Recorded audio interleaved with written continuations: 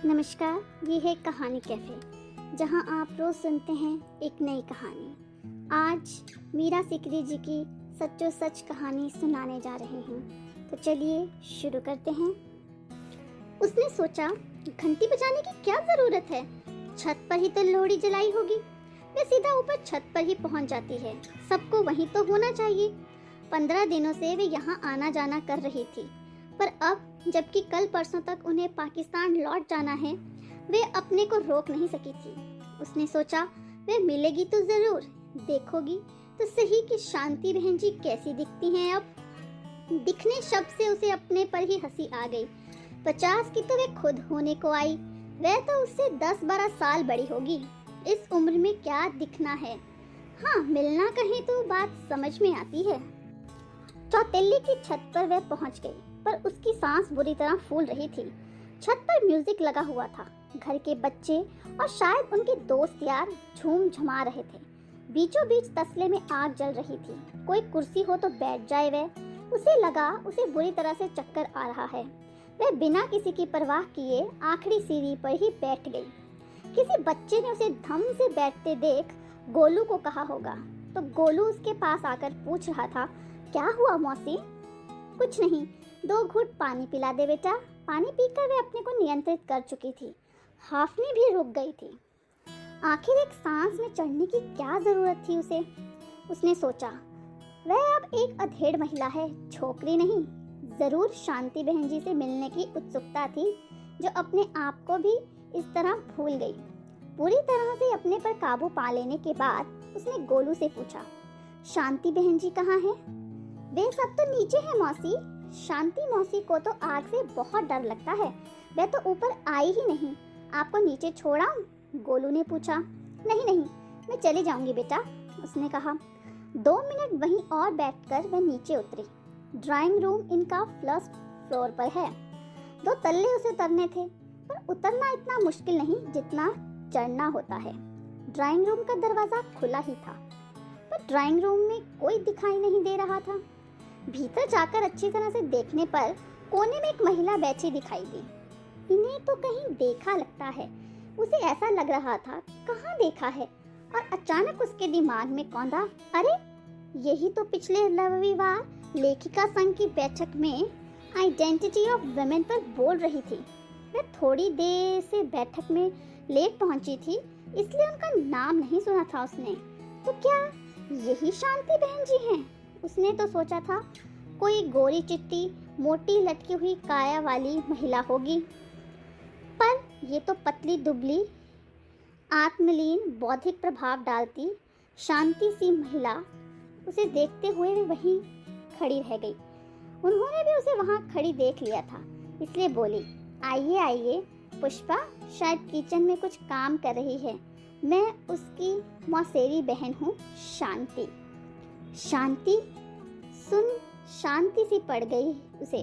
नाम सुनने के लिए उसकी सारी काया ही कर्ण में हो रही थी। महिला संघ में आप? उसने अधूरा ही वाक्य छोड़ा। हाँ, मैं ही थी, पर निमंत्रण पत्र में तो आपका नाम।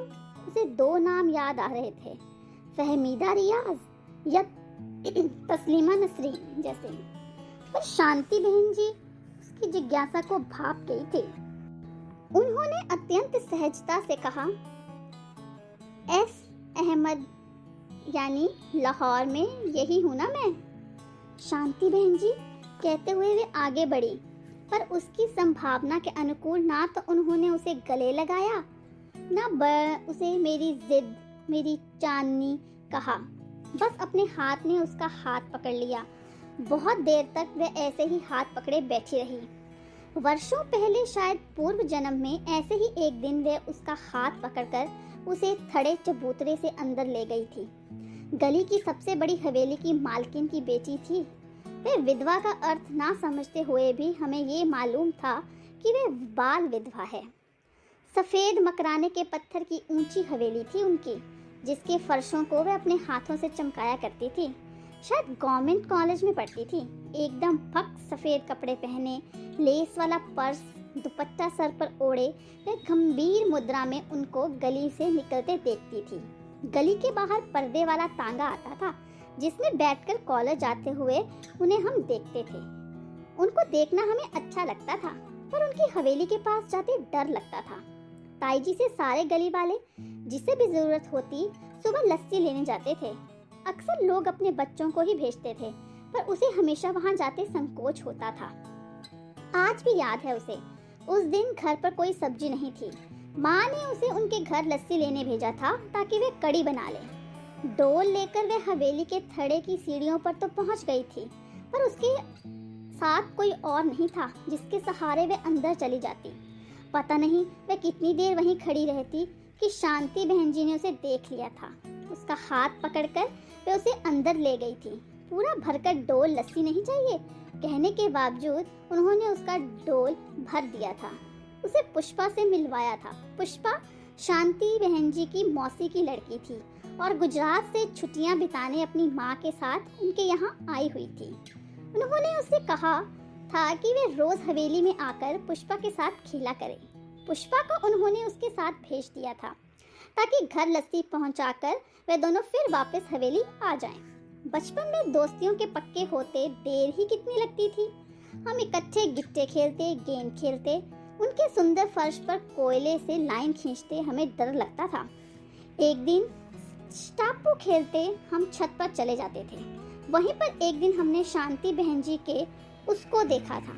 किताब देने और वापस लेने के बहाने वे घर की दीवार के बनने छोटी रेलिंग नुमा मुंडेर पर आता था।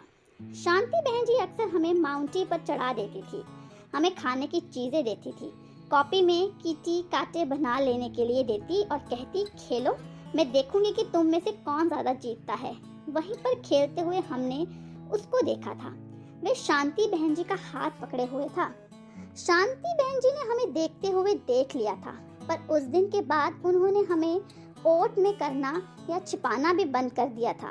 ये हमारी आंतरिक सूझबूझ ही रही होगी कि बिना उनके कहे ही हम समझ गए थे कि बनने वाली बात हमें नीचे ताई जी को नहीं बतानी है। उस दिन हम नीचे पहुंचे तो ताई जी और मौसी जी ने बहुत डांटा था। मोई मरजानिया, कहाँ थी तुम? शानो कहाँ मर गई? हमने तो उसे तुम्हें ढूंढने के लिए भेजा था। दंगों के दिन हैं, अग्गे लग रही हैं और ये सिरमुनियाँ ऊपर चली जाती हैं। फिर ताई जी खुद मुझे मेरे घर पहुंचाकर आई थी। वह शायद सन 25 की मई या जून का कोई गर्म दिन था। हमारी बजाजों वाली गली में दंगे बड़ी जोर से आग लग गई थी। उस उम्र में हमें डर तो बहुत लगता था, पर भीषण वास्तविकता का अंदाजा हमें नहीं था। हाँ, इतनी सी बात याद है कि गुरुद्वारे की मीटिंग में सारे मर्द गए थे और सबने ये फैसला लिया था, इससे पहले कि कुछ और फसाद हो, हम सब अमृतसर, दिल्ली या जिसका जहाँ कोई हो वहाँ चले जाएं। पुष्पा के पिता को तार देकर बुलाया गया था। कौन कहाँ गया किसी को पता नहीं। ये तो बरसों बाद कॉलेज में उनकी भेंट पुष्पा से हुई थी। उसकी नई नई नौकरी लगी थी और उसने उत्साह में एडमिशन कमेटी में नाम दिया था। वहीं पुष्पा अपनी छोटी बहन का दाखिला करवाने के लिए आई थी। वहीं उसी से पता चला था उनके पिताजी ने ताई जी को बहुत समझाया था कि वे इतने भयंकर दंगों में माँ बेटी को अकेला छोड़कर नहीं जाएं, पर शांति बहन जी साथ चलने के लिए राजी ही नहीं हो रही थी। पिताजी के गुस्से करने पर ताई जी ने कुछ गहना गट्टा तथा जरूरी सामान समेटना शुरू किया कि आंखें बचाकर शांति बहन जी वहां से ओझिल हो गई और अचानक हवेली के पिछवाड़े आग लग गई। पुष्पा के घर के लोग तो यही कहते हैं कि शांति ने खुद ही आग लगाई थी। अगर शांति कहीं छिपी भी थी तो ढूंढने पर भी नहीं मिली। आग के बुझने तक खुद राख होने के डर से रोती धोती शांति की माँ को जबरदस्ती वे लेकर चले आए थे। ये तो बहुत अरसे बाद किसी से पता चला था कि शांति बहन जी जिंदा थी और वहीं सेटल हो गई थी। ड्राइंग रूम के उस कोने में शांति बहन जी का हाथ पकड़े जिस धूप चाही यात्रा में वह सफर कर रही थी, पुष्पा ने उसमें ब्रेक लगा दी। अरे निन्ना, तू आ गई? चल अच्छा हुआ, वरना तेरी मुलाकात ही ना होती। सुबह 4:55 की फ्लाइट से जा रही है बहन जी, रात 3 बजे घर से निकलेंगी। घर? तू फोन कर दे, लौटते हुए तुझे घर छोड़ देंगे। जल्दी से हम खाना खा लेते हैं, फिर तीनों गप्पे मारेंगे, फिर ना जाने कब मिलना हो। ठीक ही तो कह रही थी पुष्पा। लंबी चौड़ी भूमिकाओं का वक्त नहीं था, संकोच वाली उम्रें भी बीत गई थी, पर मानवीय सहज जिज्ञासाओं पर अभी विजय नहीं पाई थी। शांति बहन जी, हमने तो आपको उन बन्नों, मुंडेरों और आगों के फेरों में ही बांध रखा है, अपनी आंखों में। अब तक उस दीवार को लांघने की बात हमें नहीं बताई किसी को, उससे पूछा। शायद लोहड़ी का माहौल था या तथाकथित अपनों से सुख दुख बांटने की अंतिम सी घड़ियां कि बिना ज्यादा कहलवाए शांति बहन जी ने बताना शुरू कर दिया था। हमारे पंजाब में कहावत है, किसी नु माँ बादी किसी नु न रोए, यानी सापेक्ष दर्शन की बात है कि किसी को काली माश की दाल वात रोग कारक है और किसी अन्य को स्वादिष्ट रूप में पाचक। ऐसे ही उन दिनों जो आग मनुष्यता को जला रही थी मेरे लिए दिवाली बनकर आई। तुम लोग समझती होगी कि अहमद को पाने के लिए मैंने वे आग खुद लगाई होगी। नहीं, ऐसा नहीं हुआ। आग कैसे लगी मुझे भी नहीं पता, पर उसी की उठती लपट को देख मैं माँ के पास से उठी थी।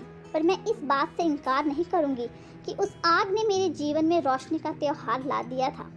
बढ़ती लपटों को देख आग बुझाने के इरादे से संभवतः अहमद छत पर आया था। उसे छत पर देख आवेग में बिना आगा पीछा सोचे बनने को टाप मैं उसके पास चली गई थी और फिर आग को भूलकर हम कुछ देर अहमद की सीढ़ियों में छिप रहे थे।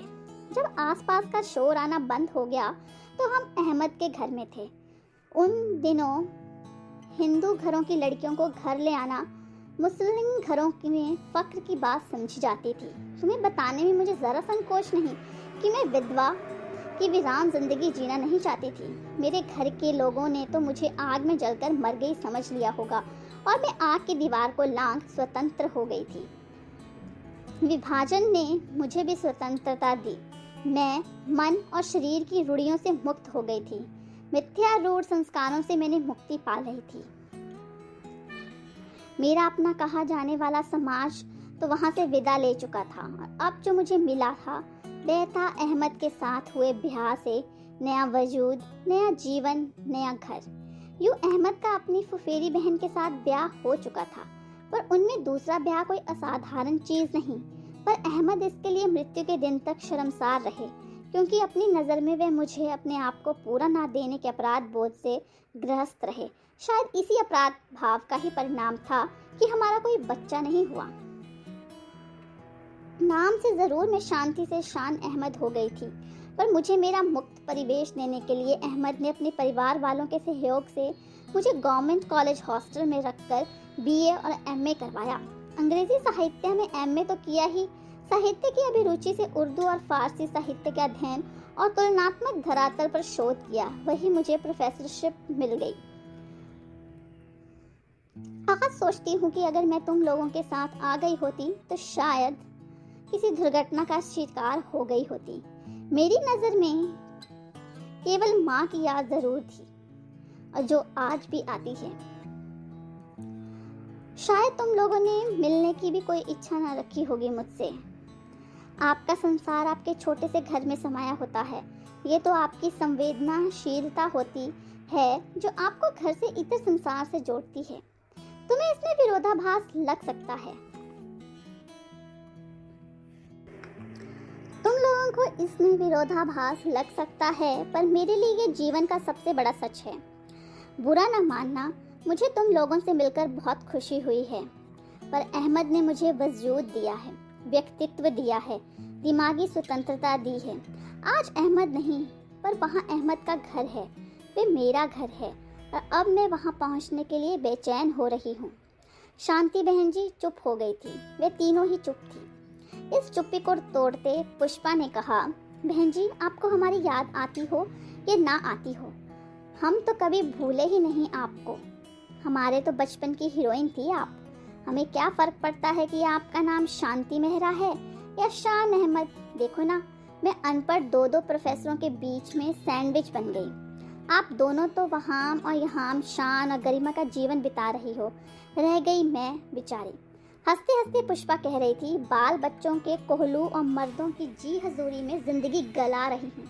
अब देखो ना, बिछड़ने का वक्त करीब आ गया। गवार हूँ ना, आंखों का रोना भी छिपाना नहीं आता मुझे। आप लोगों के पास बैठकर अपने को खास मान रही थी, मैं भी विशेष हो गई थी। फिर रोने की हंसी में बदलते हुए बोली, देखो क्या गर्मा गर्म चाय आपके लिए लाती हूँ, आपको वक्त से भेजना भी है ना। पुष्पा किशन की तरफ जा रही थी, उन दोनों ने देखा एक साथ कि घड़ी 2:15 बजा रही थी। शांति बहन जी ने उसका हाथ एक बार फिर अपने हाथ में ले लिया था। तो कैसी लगी आपको कहानी?